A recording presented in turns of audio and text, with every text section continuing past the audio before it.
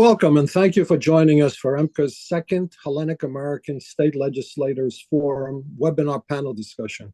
Hi, My name is Luke Katsos, EMCA's president, and I will be moderating today's panel. A distinguished panel includes Rhode Island State Senator Lou Raptakis, Delaware State Senator Spyros Mantzarvinos, Arizona State Representative Stacey Travers, and New York State Assemblyman John Lamondes. American state legislators play a pivotal role in shaping the laws and politics that directly impact citizens' daily lives, serving as critical agents of democracy and connecting the government with local communities. Their grassroots involvement ensures a closer relationship between lawmakers and constituents, fostering governance that reflects the diverse needs and voices of the people. State legislators are responsible for drafting and passing laws on key issues such as education, healthcare, infrastructure, public safety, and environmental policies. These areas are often more directly influenced by state governments than the federal government, underscoring the significant authority legislators wield in determining public policy. For example, decisions about school funding, minimum wage laws, and public transportation systems largely fall upon the jurisdiction of state legislatures. By addressing issues on the local level, legislators ensure their state's unique needs and circumstances are prioritized. The grassroots aspect of state legislatures is particularly important. State legislators are elected from relatively small districts, making them accessible to their constituents. They frequently interact with citizens through town hall meetings, public forums, and community events. This accessibility fosters a sense of trust and accountability and allows legislators to shape policies that resonate with the specific values and needs of their districts. Furthermore, state legislators often serve as a bridge between local governments and the federal government. They advocate for their communities, lobbying for federal funding or resources while tailoring national policies to fit their state contexts. Their ability to balance competing interests and address grassroots concerns highlights their importance as facilitators of democracy. In addition, the work of state legislators becomes even more evident during crises such as natural disasters or economic downturns. Their grassroots connections enable them to respond swiftly to emergencies, advocate for targeted relief, and implement state-level initiatives that address urgent local needs. In this discussion, we will talk to some of them of Hellenic descent about their main role in designing, drafting, and passing laws on a state level, but also helping shape national as well as international policy in the Eastern Mediterranean and beyond, and as well as their thoughts on the recent state elections in their particular states, as well as the U.S. national one. Our first panelist, and thank you for being here, is Rhode Island State Senator Lou Raptakis, and thank you, Lou, in particular, for helping us put this together today. In 1996, State Representative Leonidas Raptakis, known as Lou to everyone, became the first Greek-American state senator elected in Rhode Island, defeating a six-term incumbent by a 2-to-1 margin. Before that, he had served in the Rhode Island House of Representatives for 2 terms, and Senator Raptakis has won re-election 4 times, including a 2002 victory in a newly enlarged district. Throughout his public service, Raptakis has been a staunch supporter of Hellas and Cyprus.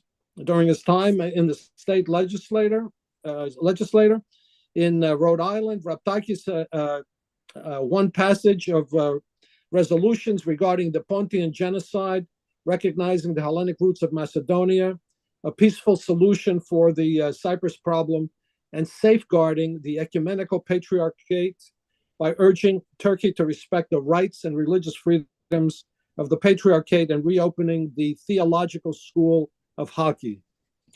Raptakis was a leader in the successful Liberty Project. Congratulations for that, by the way. And we had a panel discussion, if you remember, on that particular thing. An ambitious effort that secured congressional passage of a special act authorizing the donation of the Arthur Huddle, the last remaining Liberty ship in private hands, to the Hellenic Republic for the use as a floating museum in Piraeus, where it is still operating. Raptakis has assisted Greece in the economic area, supporting a fair resolution of the Hellenic economic crisis, asking Delta Airlines to increase winter service to Athens, serving as a leading supporter of the transatlantic project, pushing for an increase in a quota limit for job opportunities in the United States, and promoting Hellenic products being introduced in the United States. And we can go on. Both his parents were from the island of Andros. His mother, the former and late Evangelia Valmas, is from the village of Apikia, and his late father, Paraskevas Raptakis, was from the village of Stratopoulias. Senator Raptakis still retains actually a home in the Las. He is a member of the Annunciation Greek Orthodox Church in Rhode Island, along with his wife Donna Marie and their two children, Alexandra and Nicholas. He is a member of a HEPA chapter 106, District 7. On April the 12th, 2001, Senator Raptakis took the helm of the World Interparliamentary Association, elected legislators outside of the Hellenic Republic as president, and pledged to expand the mission, making the organization an essential resource for connecting Hellenes worldwide and building stronger communications between members. He is recognized as an independent voice, someone who has been outspoken in promoting honest and effective government, and is one of the most popular politicians in the state. Welcome, Lou, and thank you for being with us today. Lou, thank you very much for that. And I also became a grandfather last year for the first time. We got a little baby girl, Sophia, and I'm very proud of our heritage, our family here in the United States. My father coming here during World War II by accident. He was on a Greek ship, the Nealas. They were transporting refugees from Belgium, France, and Luxembourg and Netherlands, and the ship was going from Lisbon to New York. When Greece got invaded, the ship arrived in New York, and the whole crew disembarked because the ship was being taken over by the British. So when he came down the gangplank, he asked for political asylum. So the United States says, "Welcome to the United States, welcome to the U.S. Army," and he served his entire career in the U.S. Army practically from 1942, right after Pearl Harbor, till he got discharged in 45 of August. But I'm proud for what he did. He served also in the Greek Navy and the Greek Merchant Marine. But you said it right to the point. As we know, in the United States, we have now 6 members of Congress, and now we have also approximately 3 lieutenant governors, and probably the rest, the balance of the 44, is divided between state senators and state reps, both bipartisan. We take politics out and throw it out. We work together as one unit. We call ourselves the Swiss legislators. We remain neutral. But we are in 22 states. We just got new legislators elected in Arizona, who Stacey Travis is with us. Virginia, New Jersey, Josh Allen. You never know he was Greek until you reached out and found out through New Jersey, the state government, that we have a Greek American there. Oregon is Representative Scarletos. If you remember him, he's one of the U.S. soldiers that took down the Paris terrorist in 2015 on the high-speed train. He got elected to the Oregon state legislature. So we are in 22 states, and when you look at that power, 22 states times 2 U.S. senators, we have direct access as state legislators to 44 out of the 100 U.S. senators. And while we discussed this afternoon, my colleagues in government can tell you who their U.S. senators are, and over 180 members of Congress. That I call it soft power, Lou, because we can pick up the phone, call our colleagues in government, tell them how passionate we are on certain issues, whether it's blocking the F-35s, whether it's supporting Greece and the United States through these defense accords, whether getting U.S. companies to invest in Greece. We have many Fortune 500 companies in all our states that we are representing. As Tip O'Neill said it, all politics is local. We know the governor, we know the commerce secretary, And Stacey Travis will go on and say how she, being part of the International Trade Office of Arizona, is looking, it has already expanded in Europe.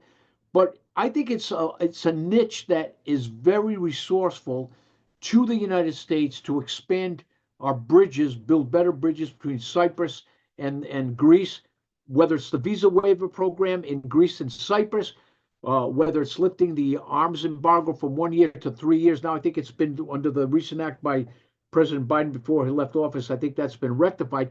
But again, it's great to acclimate on a local level, but it's also a geopolitical level. And I'll end it at that by saying our last board trip, where we also have another 40 legislators from Australia, Canada, and other nations. We just did a winter board meeting of 8 of us, and we're in Athens, and also went up to the Greek borders up in Evros, visited the borders with the Minister of Homeland Security, and went on board the FRSU, the new LNG ship that transfers LNG, liquefied natural gas, to natural gas, and is being sent by pipe through Bulgaria, Romania into Eastern Europe. So we saw almost everything: the energy issue, the defense issue, meeting with our colleagues in government in the Hellenic Parliament, and also meeting with the foreign ministry. So we got a lot to chew on. And the last thing I want to leave is we also get to exchange ideas. My colleagues in government in New York and Delaware, Arizona might have a great idea on tackling drunk driving, or how do we help seniors, different programs. So we also get to exchange legislation between our states, which it's a valuable tool amongst all of us. And thank you, Lou. No, thank you, Lou, for being with us. And part of the reason why we're having this second forum is many people, not only obviously Americans of Hellenic descent, but just Americans in general, don't understand really the importance of state legislators, okay, and what they actually do.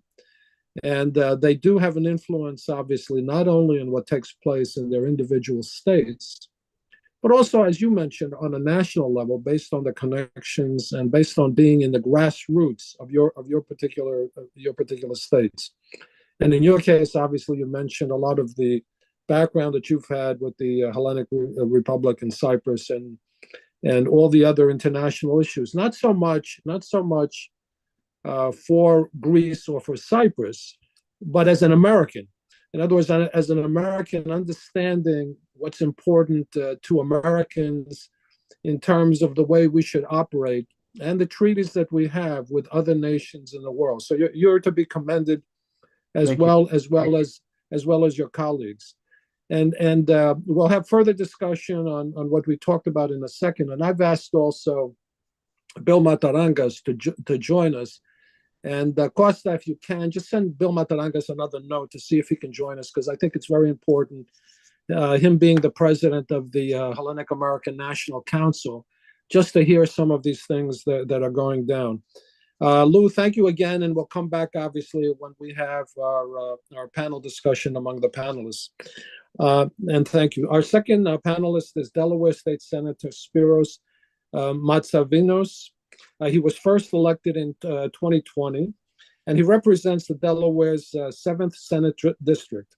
He was raised in Caldwell, New Jersey, and he earned his bachelor's degree in economics and political science from Muhlenberg College in Allentown, Pennsylvania, and a master's degree in political science from the University of Delaware.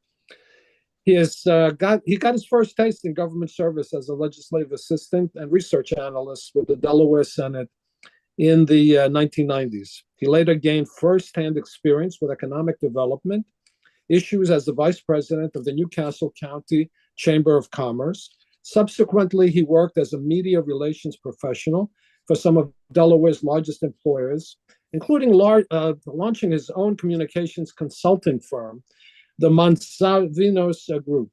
In addition to running his own business, he has taught courses as an adjunct instructor at Wilmington University. He previously served as a member of the parish council of the Holy Trinity Greek Orthodox Church in Wilmington. an organizer of the annual Holy Trinity Greek Festival, and volunteered as a church youth advisor. He also previously served on the board of the Claymont Community Center, as treasurer of the Delaware Press Association, and as president of the Delaware chapter of Public Relations Society of America. And he also, among all those different things, has taught Sunday school. He currently serves as the chair of the State Banking, Business, Insurance, and Technology Committee. He's the vice chair of the Senate Veterans Affairs Committee and a member of the State Rules and Ethics Committee and Environment, Energy, and Transportation. He also holds a seat on the Joint Capital Improvement Committee. The senator lives in the Westgate Farms neighborhood with his wife, Megan, and has two daughters, Sophia and Catherine. Welcome, Spiro, and thank you for being with us today. Thank you very much. I appreciate the opportunity and appreciate being on this panel with my legislative colleagues from across the country. We have lots in common. And thank Lou Raptakis. I think you pretty much spelled out, the roles that we can play. I should note, if my entire family, I'm second gen. My grandparents immigrated from Catalonia on both sides. So just if we're gonna make sure we know where everybody's from. And Lou's right. I mean, I think we have the opportunity at the state level to do lots of things that impact lots of people. We can be nimble. And as you said, Lou, in your introduction to this program, we represent, my district is 49,000 people as a state senator. So it's very difficult for me to go to the grocery store, and not run into somebody. But that sort of, that size allows for, as you said, accountability, but also, at least in a state like Delaware, and again, for anybody who doesn't know where Delaware is, we're about 40 miles, a state of 1 million people, 40 miles south of Philadelphia, sort of nestled south of Pennsylvania, west of New Jersey, east of Maryland. And we're more than just a river. And if anybody's ever driven on I-95, they know it's the shortest little route there. But it allows us to be nimble. And I think that is really important when it comes to a lot of issues that affect our constituents. It's a benefit to allow us, when something comes up, when it comes for either economic development or a local issue that needs to be addressed, that we can act a lot quicker than, the federal government in several cases. So, like Lou said, we do have relationships with members of Congress. A lot of times members of Congress and members of the U.S. Senate, come from state legislatures. And in Delaware, that's the case. One United States senator came, his previous role was a county executive. Another, our newest member of Congress, she and I were both elected in 2020 together, and now serves in the U.S. Congress, and is also a member of a very important committee, the House Foreign Affairs Committee. So again, to Lou's point, we do have these relationships where, where we get to know people, get to work with people, and again, as we look at some of the more international issues, allows us to have the ability to have our phone calls answered. So as legislatures serve as a farm team, allowing us to, again, as people kind of progress through the ranks, and can move up to either statewide office or to federal office. I think one of the important aspects the state legislatures and state legislators have is their role in economic development. Right now, you see a lot of states doing their own trade missions, working with local NGOs that facilitate international trade. We have, one of the things that I do on the capital committee is that, we are able to allocate certain state resources for economic development projects, whether they be road improvements, site development, lab space, investments, and that sort of thing. And again, Delaware is, leads the world when it comes to incorporation services, with most, if not most of the Fortune 500 incorporated in Delaware. And, this is something that we take very seriously to provide these types of services. And our legislature is responsible for developing those corporate laws. So again, these are issues, and these are things that most people don't think about. again, from businesses, if you're making a decision where to incorporate, those decisions, those laws are made at the state legislative level, regardless what state you choose to incorporate in. I think along the lines with economic development, helping, in different sectors to make investments and steer companies and entice companies to come to a particular state. Here in Delaware, we are doing a lot of investment and seeing a return with life science companies who are coming to Delaware because of very friendly corporate policies, great quality of life, and they are, we're seeing those startups, come to Delaware and grow and create jobs. Again, a lot of those things that help create that environment are happening because of the state legislature and the policies that we're enacting.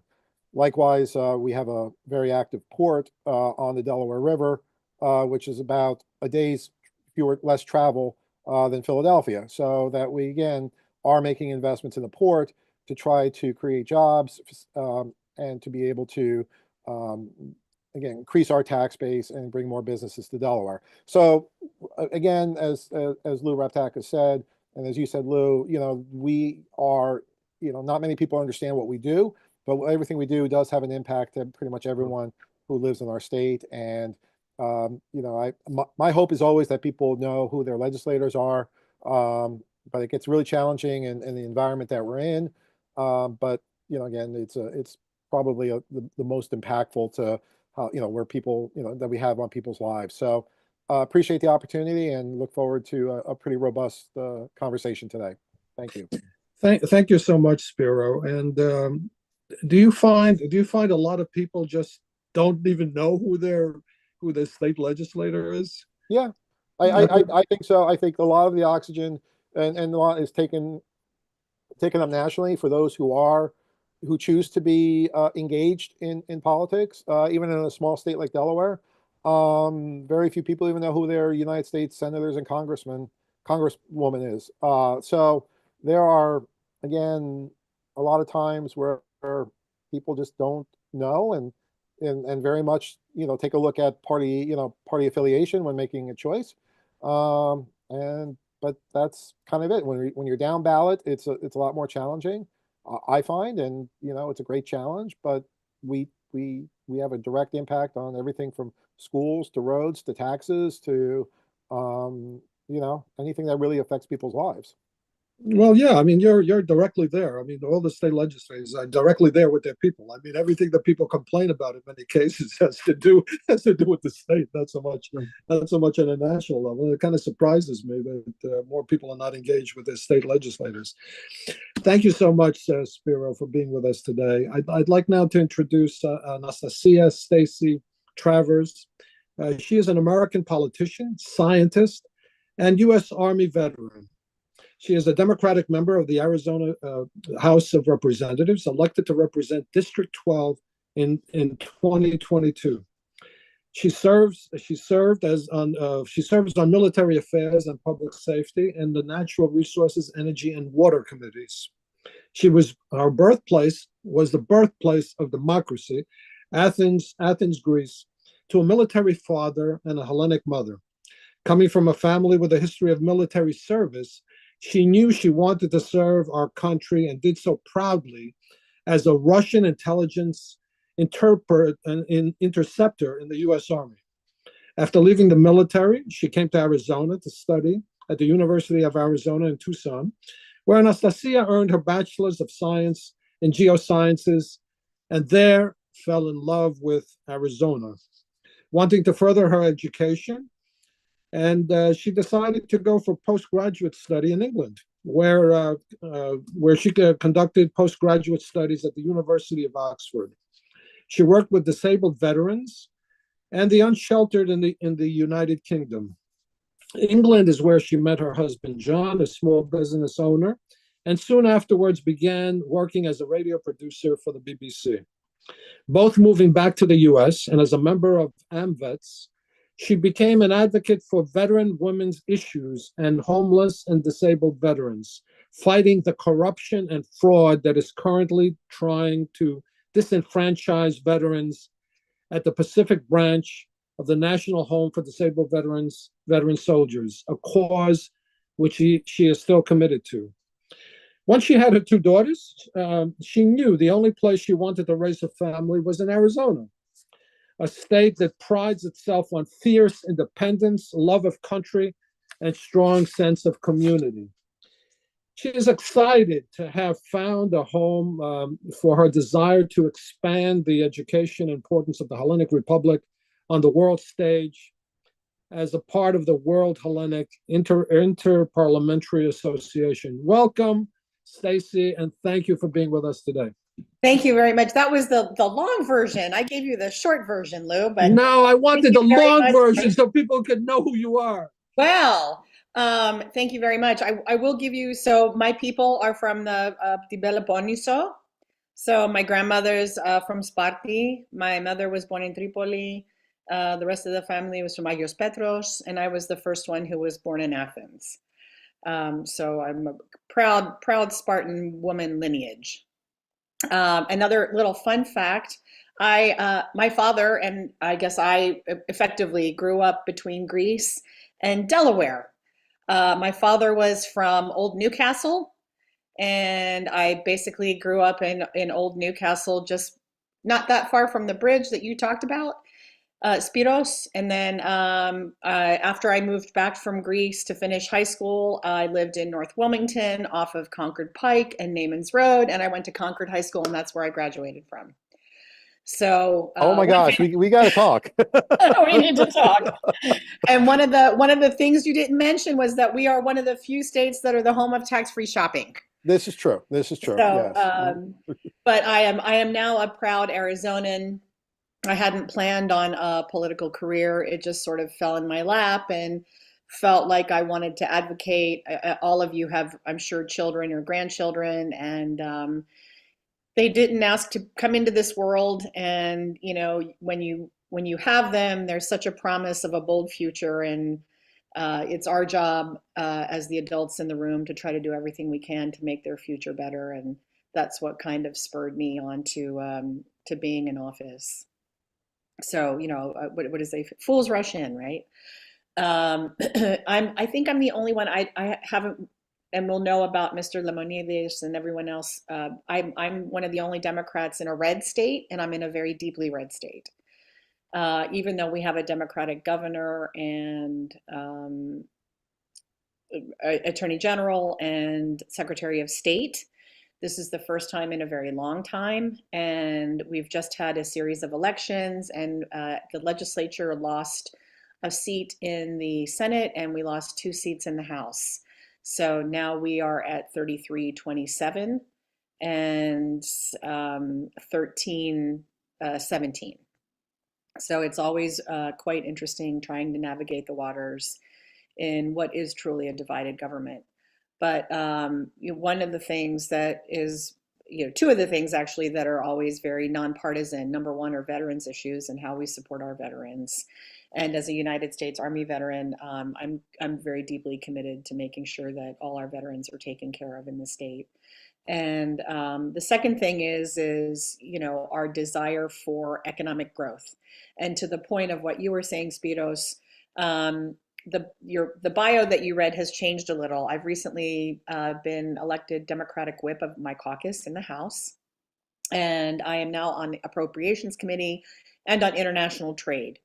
And one of the things that I would like to do as a Greek is to try to create a larger, now that I have this platform of being a legislator, is to make sure that that I bring an awareness to Arizona about the Hellenic, to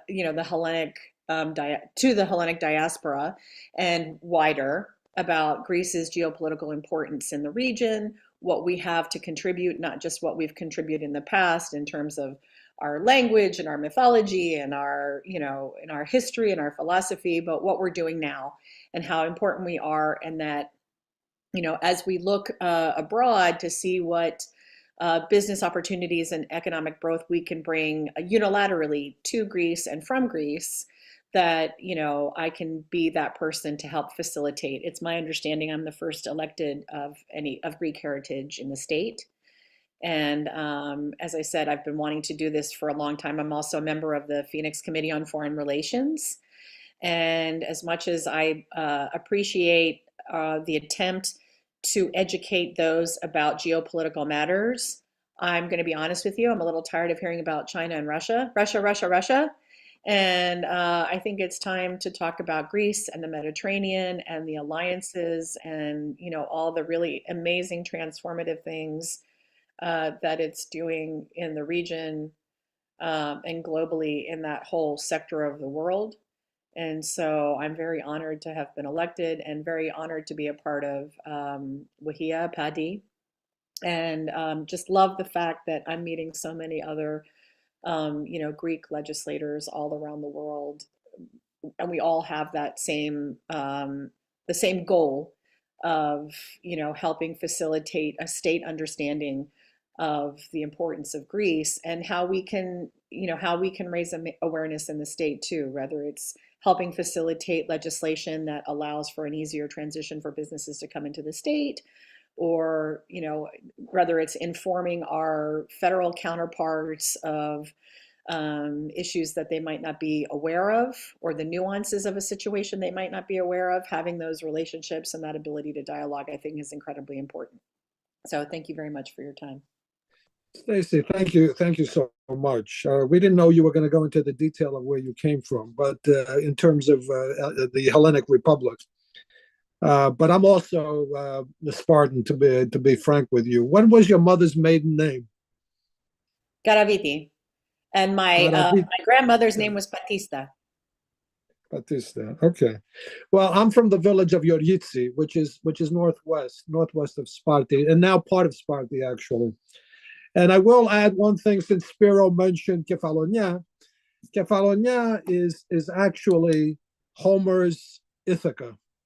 Okay, I know the people on the island of Ithaca are ticked off about that, but recent findings in terms of excavations have found that in fact Ulysses was actually from Kefalonia. So Spiro, you're from the land of Ulysses. With that, I'd like to introduce our next panelist, and we're so glad to have him here today. He's New York State Assemblyman John Limondes. He was recently elected to his third term as a New York State Assemblyman from the 126th District. And he is a seasoned executive leader with significant experience across several industries, the military and government affairs. In the New York State Assembly, he is the minority ranking member of the Corporations Committee and also serves on the Banking, Economic Development, Environmental Conservation, and Agriculture committees. As an acquisition professional, former senior military officer, and congressional candidate, he brings a wealth of unique knowledge to his professional endeavors. He has experience in the defense electronics industry, where he worked for Saab Defense and Security, a large, diversified international defense company, as a principal program manager from 2016 to 2020.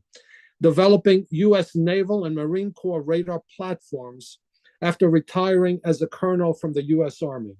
He held several other significant positions in the Army, where he served worldwide, including in Iraq and Afghanistan. His professional education includes a Bachelor's of Science degree in Agriculture Science from the Pennsylvania State University, University Park, Pennsylvania, and a master's degree in Business and Public Administration from Syracuse University. Militarily, he graduated from the U.S. Army Command and General Staff College in Fort Leavenworth, Kansas, and holds a master's degree of science in National Resource Strategy with a concentration in supply chain management from the Dwight D. Eisenhower School for National Security, Washington, D.C. He additionally served as the president of the New York State chapter of the Farmer Veteran Coalition, is a life member for many military organizations, NIA, MOAA, DAV, owns and operates a large sheep farm with his family and is active in his church, St. Sophia Greek Orthodox Church in Syracuse, New York. And he's a HEPA chapter member. And his children's athletic and academic activities. The Limondis family resides in Jamesville, New York. Welcome, John, and thank you for being with us today. Sure. Thank you for having me, and it's a pleasure to meet those of you whom I have not yet. So, Lou, thank you for inviting me and putting this together. I really appreciate it. And I just want to say, in an overarching manner, the importance of the work that we have done internationally has been significant. I think, as Lou mentioned, the F-35, there's a lot of risk to Greece, and I think the United States at large has no idea of the significant importance of Greece and the significance of Greece within NATO. And those of us that can spread that word and educate people need to do so as aggressively as possible. I find, I don't remember which one of you made the comment, but somebody had spoken about people not understanding their government. And Spiro, I think that was you. And I find nearly every day somebody in my state, it doesn't matter if they're professional or not, they say, you're a state you're in the New York Assembly. What's that? They know U.S. Congress, they know U.S. Senate. They have no idea how their state government is organized. And oftentimes these are professionals. And so I cite this to be this is a failure in our schools. I looked at, as a second generation Greek American, I actually have one of the report cards of my father. And they took civics back then. They taught them about their government. And my kids get taught and told to regurgitate their pronouns. And so I am adamantly against this nonsense in a very, very aggressive manner. And so as we get away from what's important, you can see it in our children. And so that's what motivated me to run for office, is trying to help restore what my state once was, the Empire State. We expect to be listed as the #1 outmigrating state for the 4th consecutive year in a row. We have been for the last 3. We are hemorrhaging population, literally by the hundreds of thousands each year. Total population loss, a couple million. And these are significant things. Our children don't stay here. And I saw this firsthand, which really emboldened me that I was on the right track in being as aggressive as I am. When we dropped our daughter off at Ohio State University 2 years ago for her freshman orientation, and the dean did something very interesting. I'd never seen a college do this before. And she said, will the parents of all of the children from, and I'm going to make this up randomly, I don't remember the exact order, will the parents of all the children from Wyoming raise their hand? And 1 or 2 parents raised their hand. And she went through this for the 50 states. And guess where New York was? New York was #2, bested only by Ohio for the number of kids at Ohio State University, meaning we exported more intellectual capital to Ohio State than 48 other states. And this was I already knew it was bad. Our SUNY system has lost significant portions of its population if you look back 10 years, 20 years. And so all of these things are things that I am trying to help restore, hence my desire to serve on our Economic Development Committee and working towards other things that are extremely important that we see every day. And I'm sure you all know, but I think it's worthwhile so what do I think is important? One of them is the illegal immigration issue. My grandparents came here legally. They came here as a result of the Pontian Greek-Armenian genocide. And my state wouldn't even allow me in my first year, believe it or not, to recognize that resolution. And this made me extremely angry. And it's still to this day, I am able to recognize it, but only as the Armenian genocide. And so we have a problem here. We have a very big problem, which will not be solved by people being quiet. And so I am not quiet at all. And so illegal immigration, hot button issue here, restoration of public safety, and which we have lost in the state. I could go into this. This is a topic of hours of conversation. Loss of judicial discretion, and loss of accountability for crimes to include murder, rape, theft, arson, you name it. Those horror stories are out there by the hundreds, if not thousands. And, I'm sure you all saw nationally the crime that it was of the poor woman being burned alive in our subway system in New York City 2 weeks ago. When we had our budget hearings last year, I asked the leader of our MTA, are our subways in New York safe? And he said, yes, of course they are. And I said, okay, that's not the feedback that I'm getting. And I'm going to ask that gentleman that exact same question next month in March, when in the beginning of March or so, maybe the end of February when we have that hearing again. So I come in a state that has significant problems, and I'm doing my part to make our state safe again. And I also believe that, as you have all mentioned, having economic promise is part of that.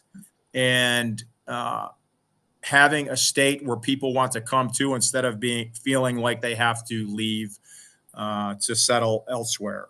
And so that's what motivates me. And how long will I keep doing it? I don't know. That's up to the people that I represent. Our state is organized as such that assembly representatives each represent about 135,000 people.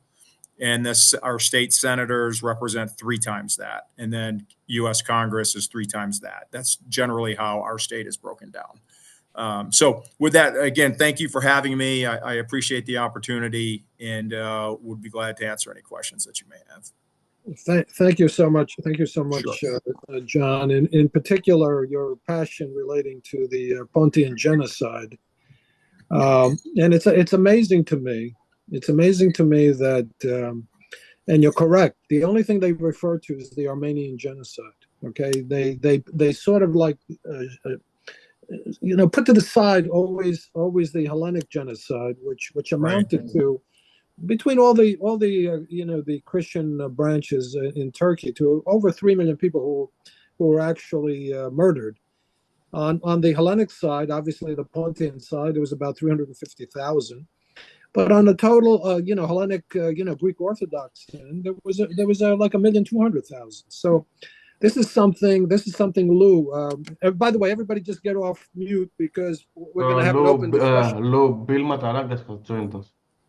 Okay, very good. And I'll introduce Bill in just 1 second. Let me just say before I introduce also Bill, who I'm so thrilled that he was able to just come in and join us at the last minute. But one of the things that your group has to work on a national level, and since you represent various states, I think it's important to raise up the issue of recognizing finally by the U.S. government the Hellenic genocide, including obviously the Pontian genocide, and to create a day of memory.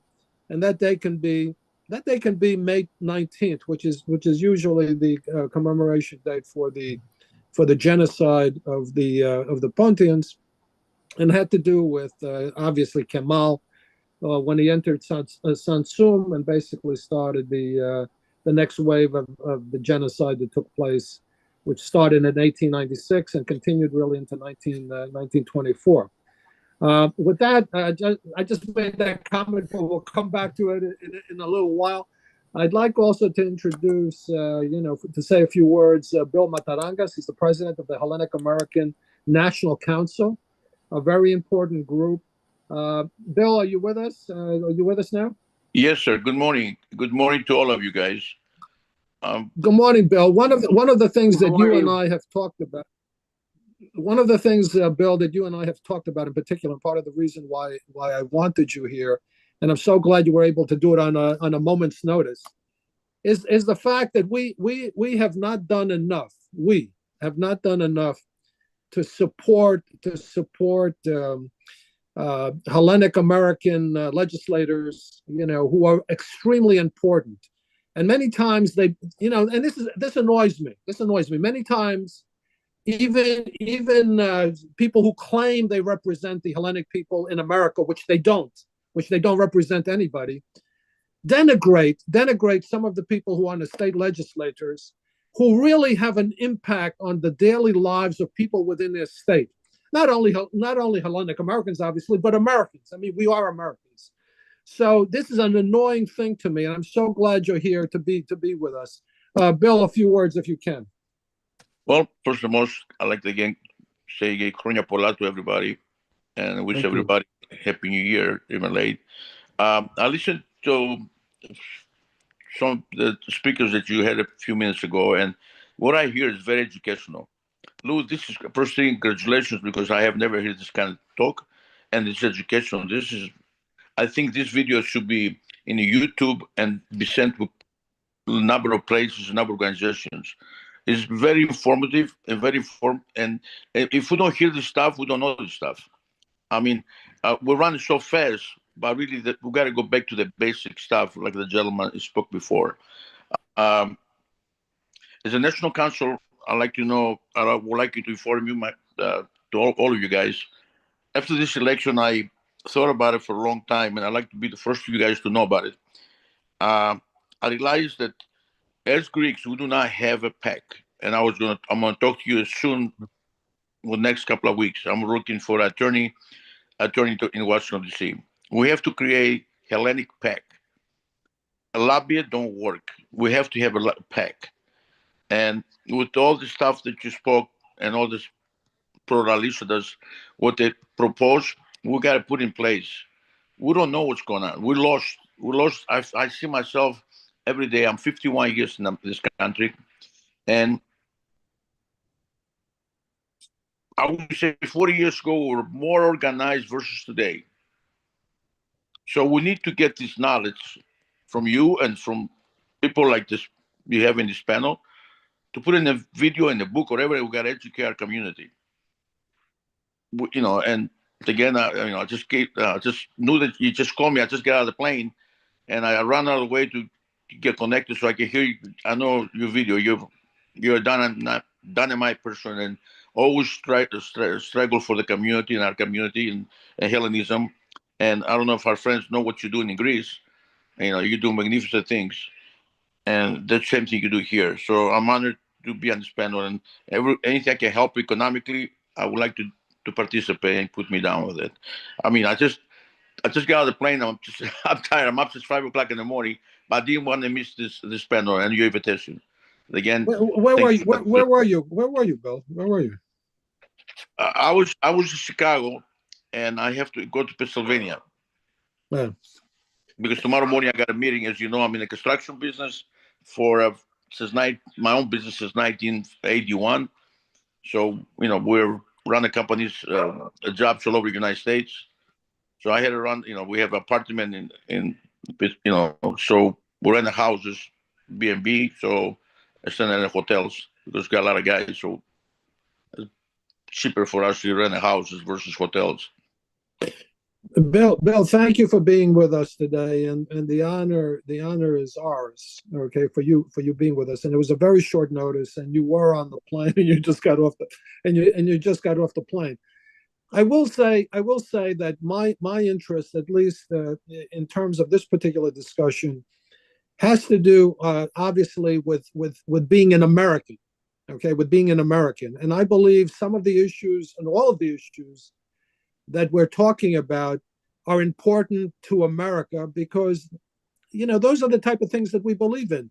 We're not going to support any nation, any country that does not act properly.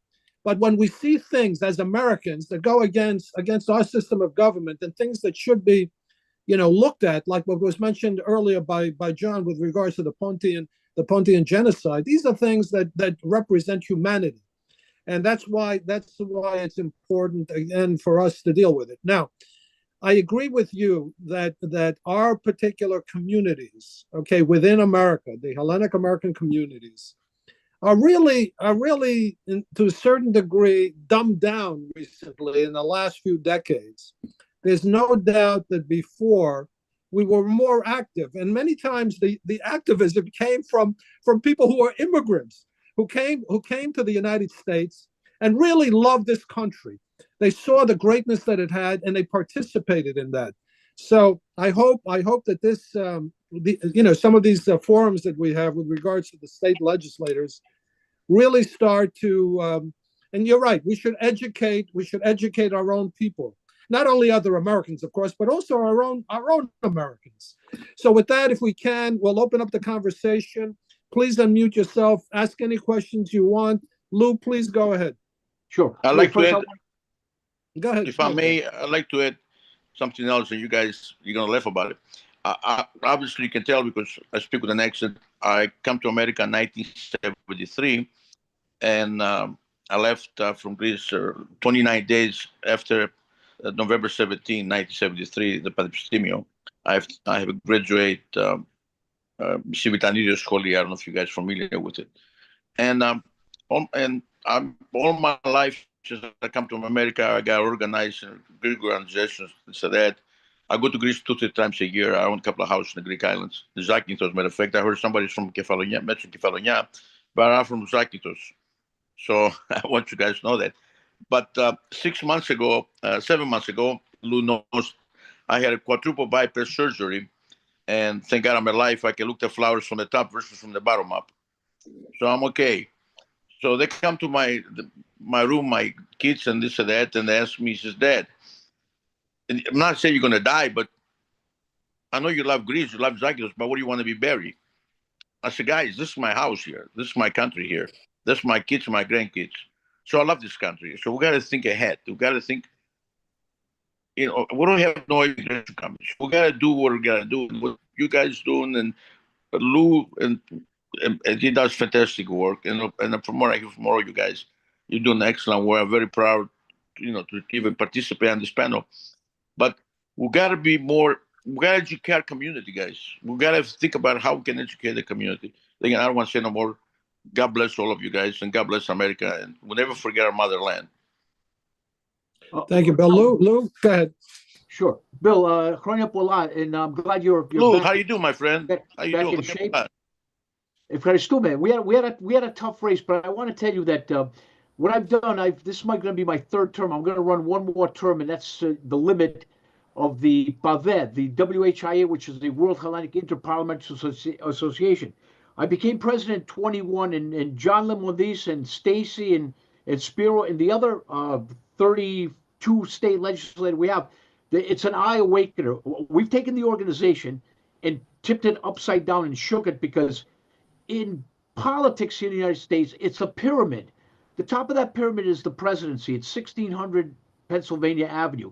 You start at the grassroots level as you have a member on the city council, school committee, then you become a state rep, a state senator, a general officer, and then a U.S. senator and a U.S. congressman, and then the presidency. And we've had Nicole Malliotakis was a state legislator.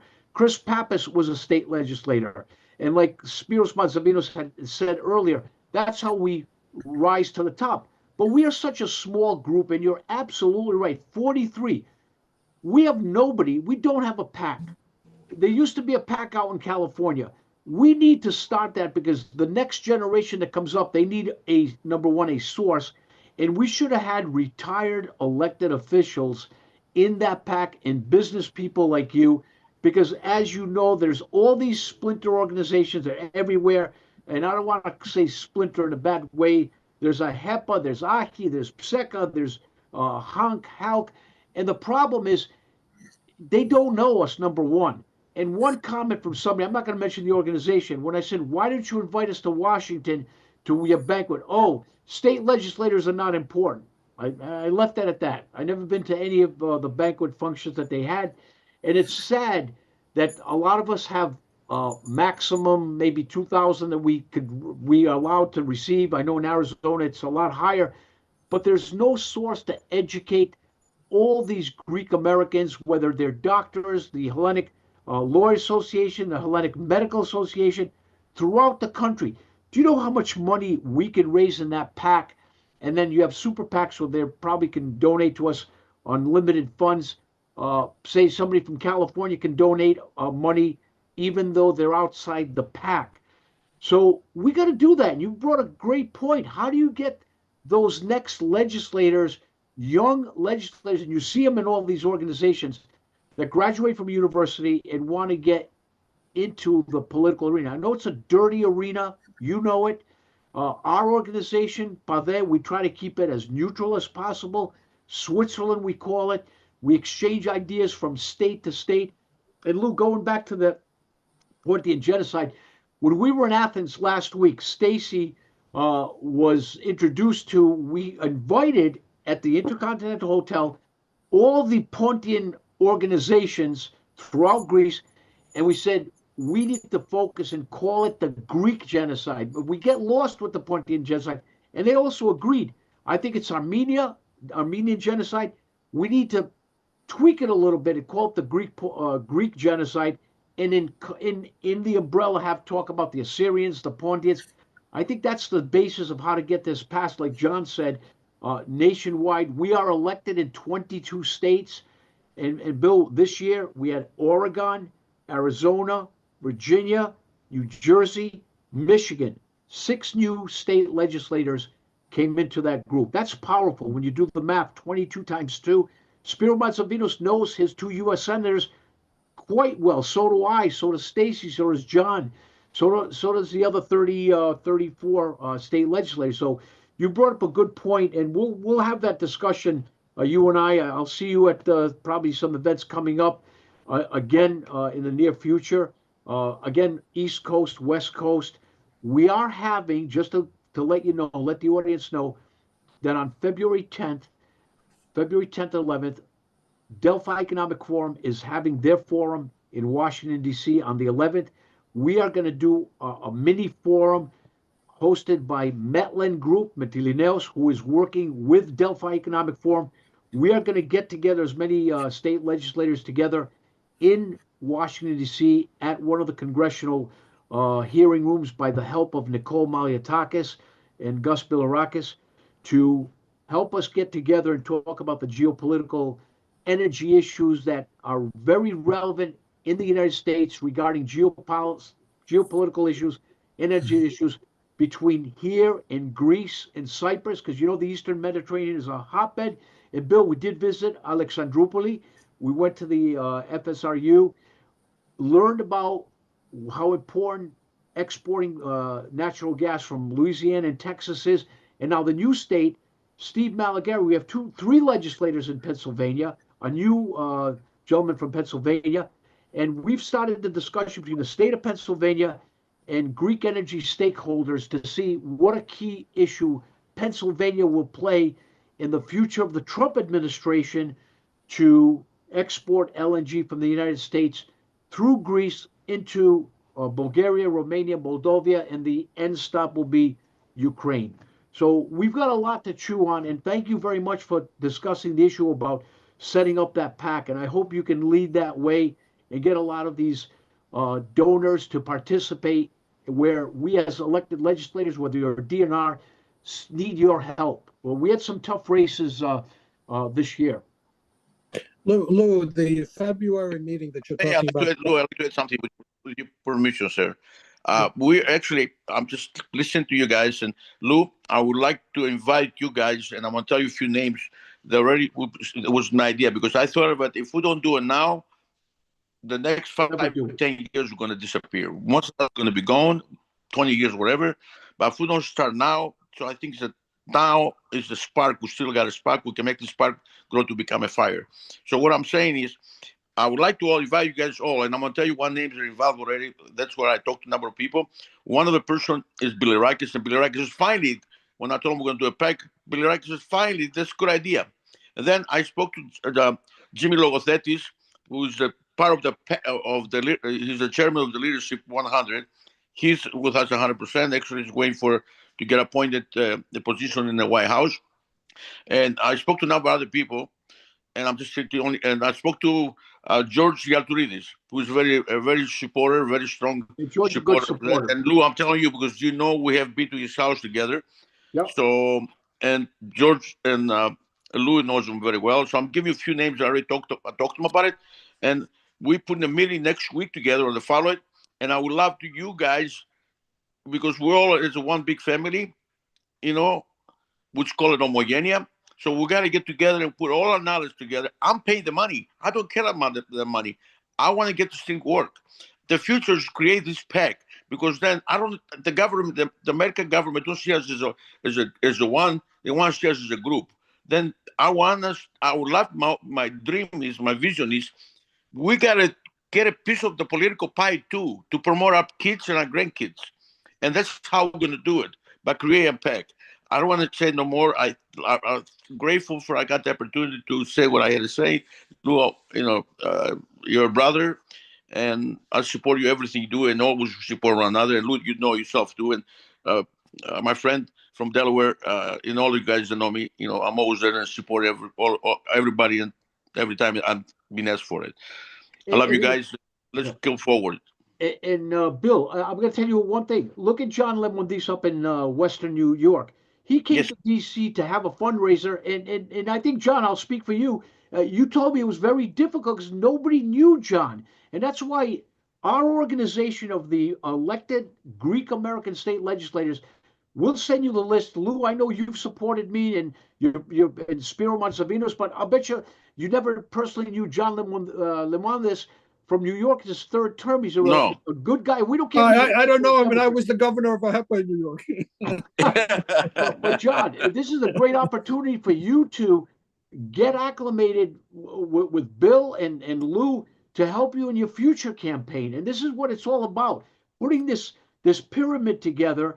And like I said, we've got the 6 federal members. We've got 3 lieutenant governors. And Bill, I think you met the lieutenant governor of Nevada at the I did. On the night. Great guy. If it wasn't for me, the Manitos group didn't even know who he was. He went to Cyprus twice. He's been to Cyprus twice. He speaks Greek. He's got a house from his heritage in Cyprus. And Stacy, another upcomer from Arizona. We like to help her in her future campaign. And this is what it's all about. We should not worry about this. Turkey just gave $531 million to the diaspora of all these Turkish organizations, but they don't have the political strength. We call it soft power. We have 22 states, 44 senators, and over 180 members of Congress that we just pick up the phone because we have the same constituency. We work on issues locally and on the federal government level, whether it's assistance from the federal government to our states, whether it's a healthcare program, whatever it is. And we are probably as close as you can be, but you're right, Bill and Lou. We've lost so much time. There shouldn't be a problem of John Lemondis calling any Greek American throughout the country and say, I need you to help me with either 100, 500, or 1,000, or whatever the limit is that somebody can support it through the PAC. So let me let my other colleagues jump in. I don't want to. Yes, sir. Thank you very much. But Stacy, John, go ahead. Spiro. John? Spiro's on mute. Oh no, look, I'll just jump in real quick. I think Bill's point about organization is correct. I mean, look, being from Delaware, I was fortunate enough to know the late Dean Lomas, who was very active in starting the American Hellenic Institute back in the following the invasion of Cyprus, and the level of activism that was that I remember seeing, in that period of time around that issue was certainly the one that galvanized, I think, the Greek community the most. But I think, we are far away from that time. We're 50 years removed. And over that time, those leaders who, like John said, were not silent when, Turkey invaded Cyprus. Dean Lomas, we have, back at that time, a United States Senator named Joe Biden was educated by many Greeks here in Delaware about around the issue of Cyprus. Now we'll get into, I'll just leave it at that. I understand there's, history is on, we're talking a lot of history here, but, that was the case. And, that the issue that galvanizes, the Greek American community, like the invasion of Cyprus, is not as potent as it once was. And so what is the issue? I'm second generation, my kids are third generation. We're talking third, fourth and fifth generation, Greek Americans or Americans of Greek descent. And to make a claim, or to talk about, why it's important, I don't think any of us got elected because we were Greek, in our respective races. So it's definitely important to, not, make sure this flame does not extinguish about, again, Greece and the importance of Greece and our heritage, but something needs to galvanize our collective, our community nationally in order to sort of, get beyond, us Greeks being Greeks. So all that kind of stuff. We're Greeks. And again, and I'll just say it this way, political party matters. As we sit here and talk about, support for Greek elected officials, and I think, I have many friends in my community that I'm friends with, but are not, I'm a Democrat, they're Republican, and hey, that's great spirit what you're doing, but you're a Democrat, I'm a Republican. So between sort of like the lack of a galvanizing issue and I will say partisanship that's within our community, those are the two biggest hurdles beyond, that I see that we would have to face as legislators, but even before we get to the national level. Spiro, the way I look at it is this, okay? Like you said, the second, third, fourth generation, whatever. So I don't see the pact that's being discussed, etc., to focus on necessarily totally Hellenic issues. I see that the people who have been here a few generations, they're Americans, okay? And what I wanted to emphasize is the only reason why we would be interested in some of the issues that are taking place in Greece and or Cyprus relates to those issues being fundamental issues relating to American issues. In other words, if they're not American issues, or if they're counter to American issues, those of not only the first, second, third generation, but even those who came as immigrants, they're not interested in supporting those issues. They're just not. Okay. The unfortunate part is that many people have used some of the Hellenic community, if you will, to make like they have some influence within the U.S. government and or the Hellenic government and or Cypriot government, and therefore they have gotten all these funds, etc., and make like they're representing the Hellenic Americans in America, which they don't. So what I like about this group, and all of you, by the way, what I like about this group is you represent us. You represent America. You represent us in the States. You, in my opinion, are more important than any of these other people combined, because everything, all the action, as John said earlier, education, roads, infrastructure, etc., it's all safety, about you guys.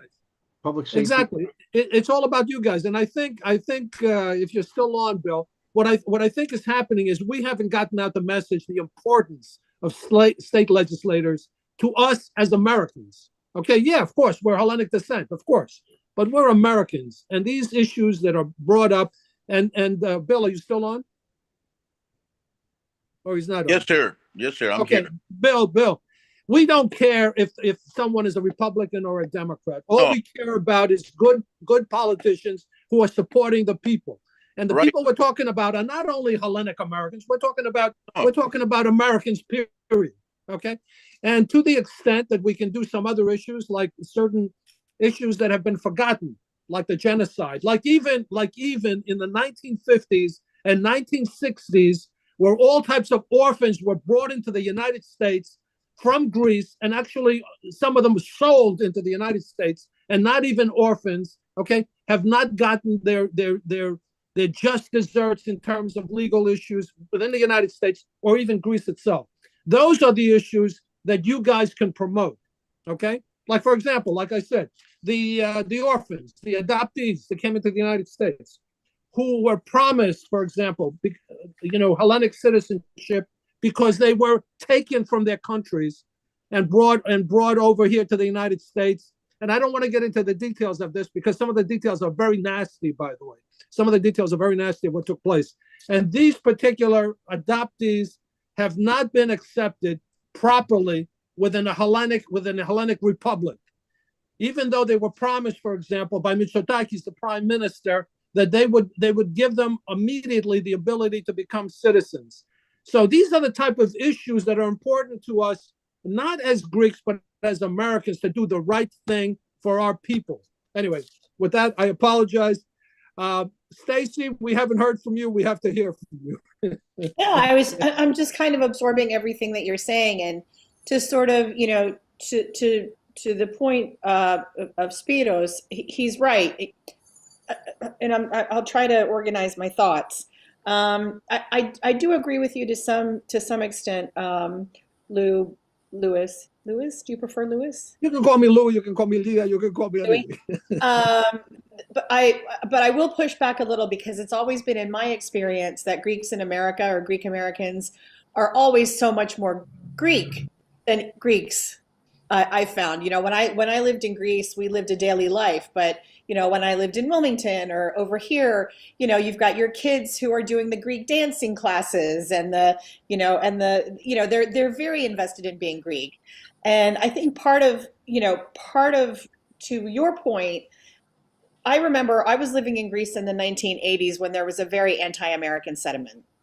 And, EXO, up in Ελλάδα, and, everybody out. And there was a huge history of, not wanting American things.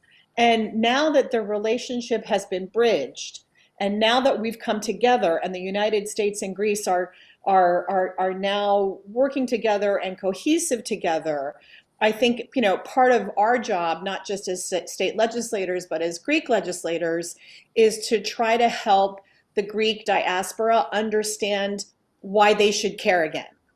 Does that make any sense? No, it makes total sense. Listen, there's no doubt that many people say it, that the Hellenic diaspora is more Hellenic than the Hellenes in Hellas. Yeah, okay? Exactly. Many people say that, there's no doubt. But all I'm trying to say is, of course, that's important. And of course, it doesn't matter. You see, what's interesting is when you do studies like social studies on people of where they came from in different places, you find out that the people who came from Greece, whether it was somebody's great-great-grandparent, they feel Greek. They feel Greek. So that I comprehend. All I'm trying to say is that, yes, we are interested in Hellenic things. Yes, we love, Hellas, okay? But Hellas is also, there's a lot of Phil-Hellenes also that love Hellas, okay? But at the same time, I want to make it clear that we are Americans. We're not agents for foreign nations, whether it's Greece or Cyprus or anything else. And the only reason why I bring up that issue is there are many people who are making like they are the representatives of the diaspora, the Hellenic diaspora in the United States, and meeting with government officials and all the rest of that, and doing things that, quite frankly, they should fill out some federal forms in terms of what they're doing. That's the only reason why I'm bringing it up. I want to make it clear to everyone that most of us, of course, we care about where we came from and all the rest of that, but fundamentally we are Americans. And when we're talking about a pact, Bill, we're talking about a pact that relates to America and Americans, obviously Hellenic Americans. The names that you brought up, I know all these people, obviously.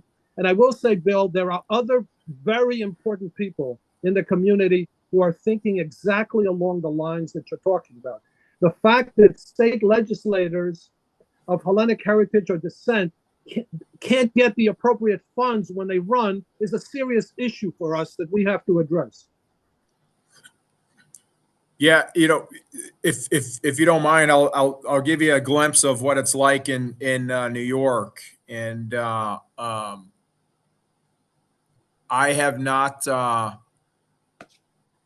my third election, it's actually my fourth election. I had a primary from an Irish guy, first time. And I have not received a single dollar from any Greek in my church that wasn't a Republican. And in central New York, most Greeks in general abdicate from the political process, and almost as if it's shunned. And so I'm just trying to give you a glimpse into what it, we are a state that is extremely problematic. As I said, complete destruction of our public safety infrastructure, massive hemorrhage of population, et cetera. Lots of serious problems. And then you take, the election. If I don't remember which one of you said that, Spiros, I think it was you. I didn't get elected because I was Greek. I got elected because I'm a veteran that people could clearly see that I cared about the direction of our state and our children's future. That was what got me elected. Did I wish that I had more support from my church? You betcha. But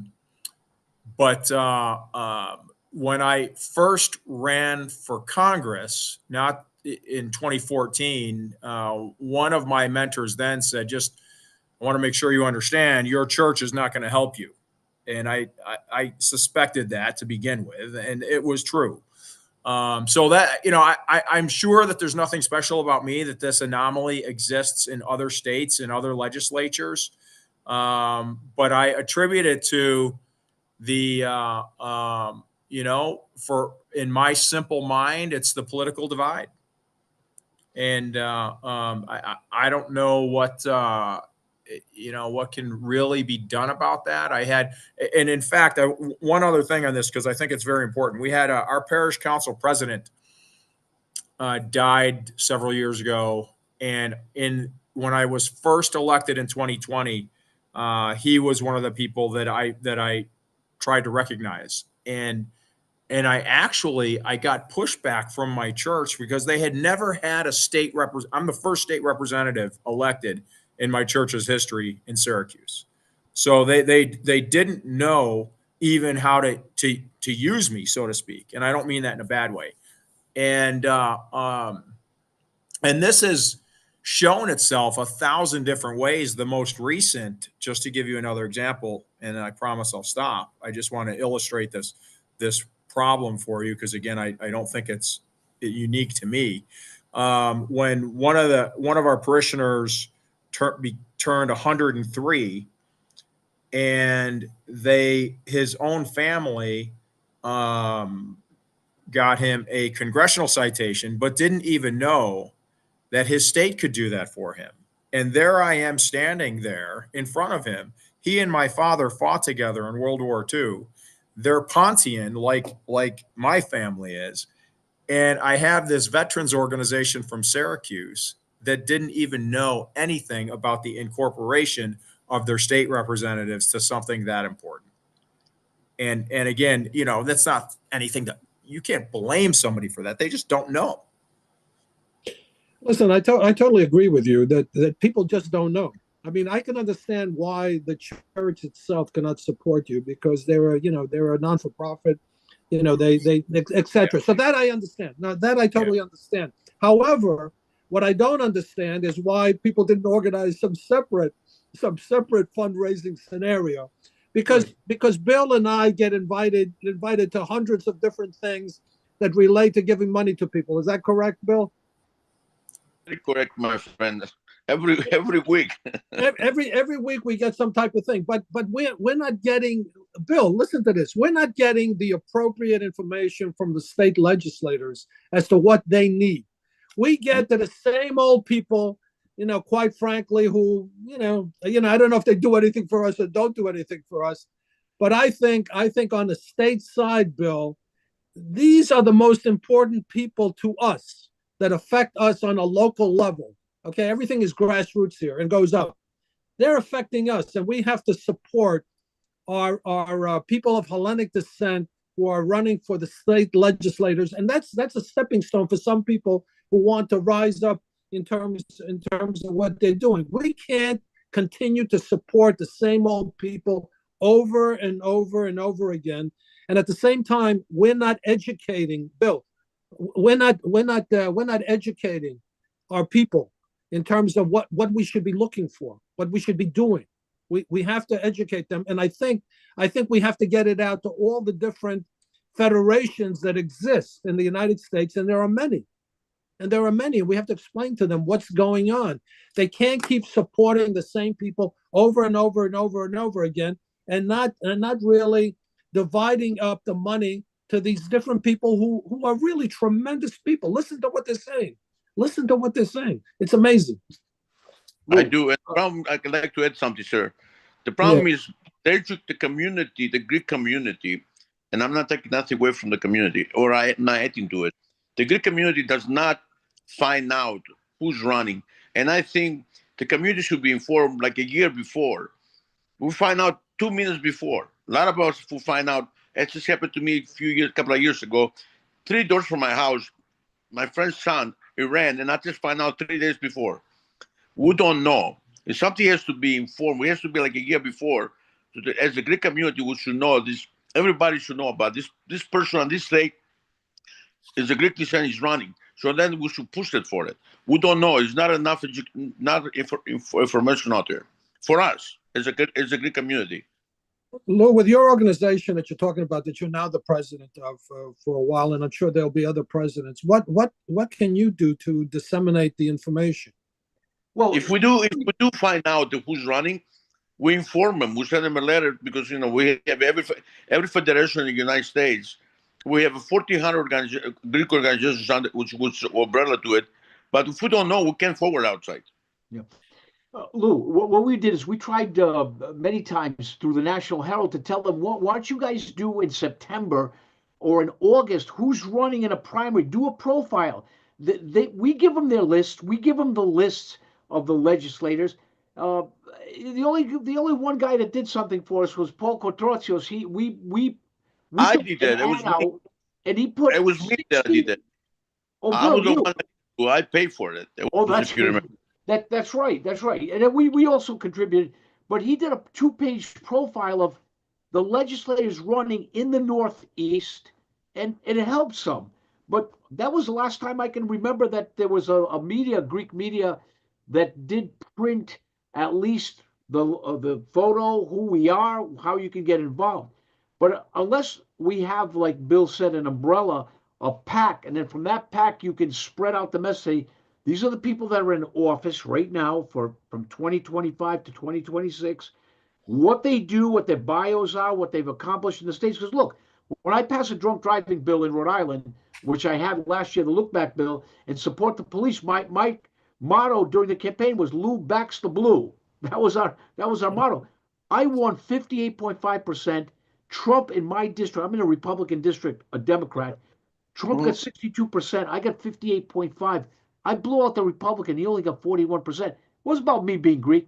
It was fighting for the values, public safety in my district, in my state.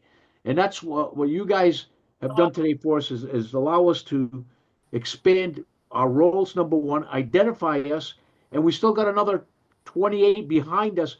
But I think that's the issue here going forward. Lou and Bill, whatever you can do to help us out, organize. No, we will, and we will organize things. Let me ask you a question. In terms of February, where you mentioned that Washington meeting, is that open to the public or it's just you guys? Yeah, well, we've got a forum, a geopolitical forum in a congressional room, which there'll be about 10 legislators. But is that open to the public? In other words, can people go into that room or not really? Yeah, we can. I mean, if we know ahead of time, we have to get a bigger room, but it's going to be it's a private event organized by Metlin and Delphi Economic Forum. But the next day they have their public event, which is under the auspices of Delphi Economic Forum. That's to get us together as a group, Lou. And I'd be more than happy to invite you or Bill personally. we can't open it up to the public because it's sponsored by a specific group, and it's for legislators to interact with legislators. But as far as decision makers participating, you and Bill and any other senior official, we'd love to have you. Well, Stacy, did you have a comment, Stacy? I just put a link to the Washington D.C. Delphi Economic Forum. Okay, can share it. Okay, share it with us also, and we'll, Bill, we'll try to share it with other people, and maybe what we can do, Lou, is actually, because newspapers they like ads. Okay, Right. so maybe we'll put it in as an ad. What's happening? And that's the best way to get it out. And usually what I like in terms of the National Herald, I like their English weekly that they have that comes out on the weekend. Right. And usually if I want to say something, I just place an ad. I just place an ad there, which they enjoy anyway. So maybe that's the way to do it. If you can, let me ask you a different question. When you go to Greece, or what do people know you're going there? Is it announced? No, we never announce it because our Why? organization is a nonprofit organization. Yeah, but that's okay. Nonprofit is okay. There's nothing But wrong with a nonprofit. we go to Greece every 2 years to have a general assembly. It happens every 2 years where we elect our officers, and to try to get as many Hellenes across the world globally to come to Greece and discuss a lot of the issues of concern, how we connect our countries with Greece and Cyprus, whether, again, like I said, whether it's tourism, education, business investments, and vice versa. We've got a couple of Greek companies that, as a matter of fact, one Greek company who is going to relocate some of their offices in the state of Wyoming. It was done because of Wyoming State Senator Stephen Pappas. And it was great. He was just in Las Vegas. He met through me, met the Lieutenant Governor of Nevada, met the governors of Wyoming, Oklahoma, Montana, Nebraska, and Idaho under a trade show. And he's a manufacturer of springs for weapons. It was a SHOT Show, one of the biggest shows in the United States. And he met a lot of American companies. That's what I mean, doing business, promoting this bridge that we want to build. Lou, do you ever have for the American legislators? Do you ever have like a conference in the United States somewhere, or not really? Well, this is our first conference that we're holding. The problem is we don't have what the donations we get privately in Greece from business people. We get support from the Hellenic Parliament, very, very small, because we are a nonprofit organization created by the courts.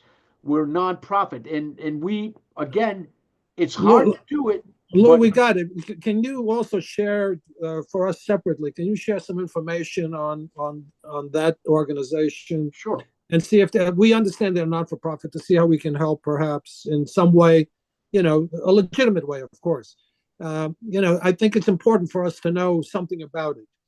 The other thing is when you're in the Hellenic Republic, does the organization get the appropriate respect from the government of Greece? Yes, because we do meet, number one, with the president of the parliament and our 300 colleagues in government of the Hellenic Parliament.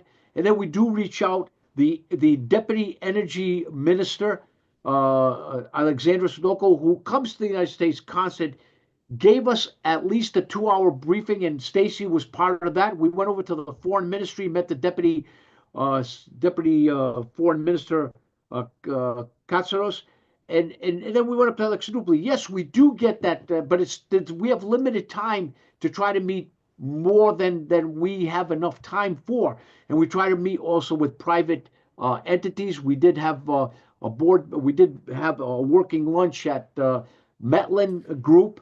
We did go up to Alexandroupoli, and again, the gas trade hosted us. So it's also private, and again, the government officials. We went to Cyprus. It was a great trip that we went to understand, again, to help Cyprus with the visa waiver program, to get business people not to go to the U.S. Embassy, but come to do business in the United States. Again, the other geopolitical issues was lifting the arms embargo, which we convey the message back to our congressional colleagues. It is a lot of work, Lou. It is a lot of work, but All right, again, we have to communicate more. The other thing I'd like you to do, Lou, and we'll speak separately about that. If the group can provide some type of support for American citizens of Hellenic descent who are adoptees. There were like 4,000 adoptees during the 1950s and 1960s. It's a major issue. We don't believe the Hellenic government is doing enough to support them in terms of their records and things of that nature. Obviously, they have a Nostos issue because they were born in Greece and not recognized appropriately, which is not right.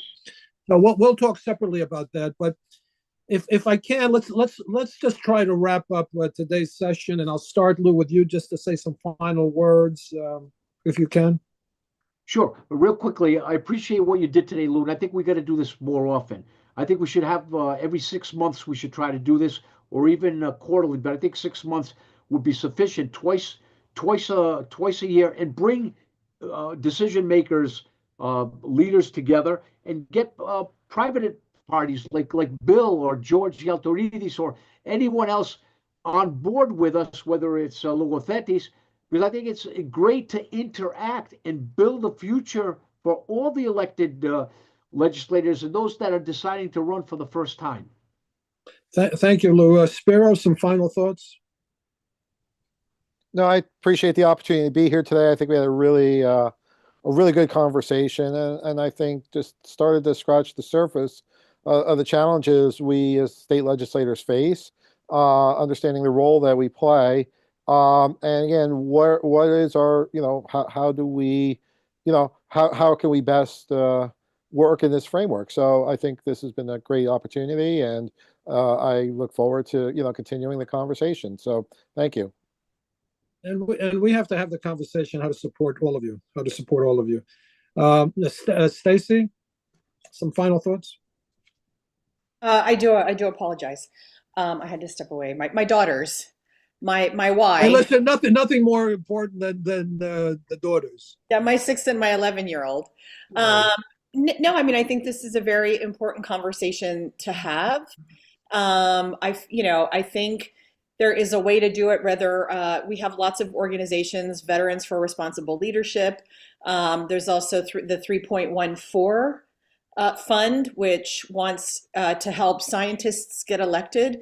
And it doesn't matter what party. I mean, ultimately, I think our values are all the same. We all want to do what's best for our family and our communities. Maybe the exact pathway to get there isn't necessarily the same, but there is common ground. And when it comes to being Greek and having, what our Greek values are, I think that, any legislator, regardless of the state that they're in, has a very sort of intrinsic connectivity to those values. So totally agree with you, Stacy. Yeah. And so, I mean, I think it's how do we, want to represent our states? How can we incorporate our Greek heritage and opportunities within that?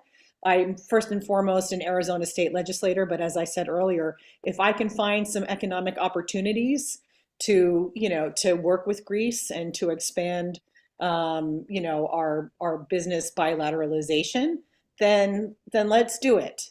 And so yes, you as you said, there's, getting us to know, getting our state people. Name recognition is very hard. I have 150,000 constituents. I won my election by 60,000 votes. And, and still I can walk around and people go, who? What? And so, and it's important. And if I can, use that opportunity to help further the cause of, of foster an understanding of Greece too, then that's the whipped cream on the ice cream.